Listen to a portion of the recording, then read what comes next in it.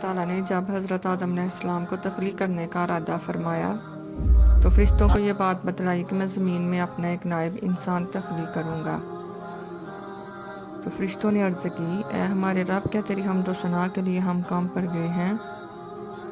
جو تو نائب انسان تخلیق کرے گا وہ تو زمین میں فساد برپا کرے گا۔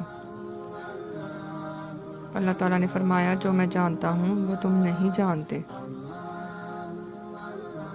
روایات میں آیا ہے کہ اللہ تعالیٰ نے پہلے حضرت جبرائیل علیہ السلام کو زمین سے مٹی لینے کے لیے بھیجا۔ جب وہ زمین پر آئے اور زمین سے کہا مٹی دو، تو زمین انکار ہو گئی کہ میں آپ کو مٹی نہیں دے سکتی، کیونکہ انسان مجھ پر اللہ کی نافرمانی کرے گا۔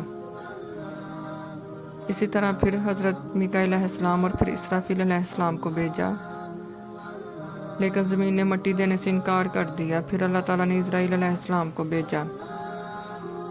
جب وہ آئے تو زمین ان کو بھی انکار ہو گئی، لیکن انہوں نے کہا میں مٹی لے کر ہی جاؤں گا۔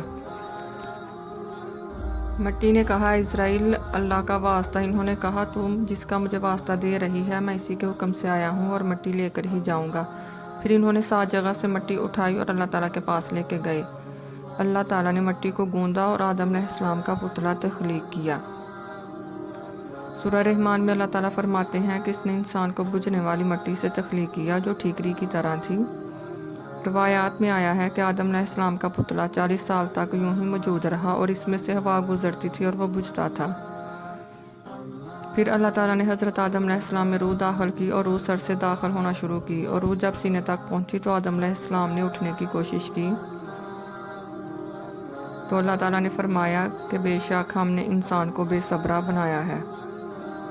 اللہ تعالیٰ فرماتے ہیں کہ ہم نے انسان کو بہترین صورت میں پیدا کیا۔ پھر اللہ تعالیٰ نے آدم علیہ السلام کو علم عطا کیا اور مختلف اشیاء کے نام سکھائے۔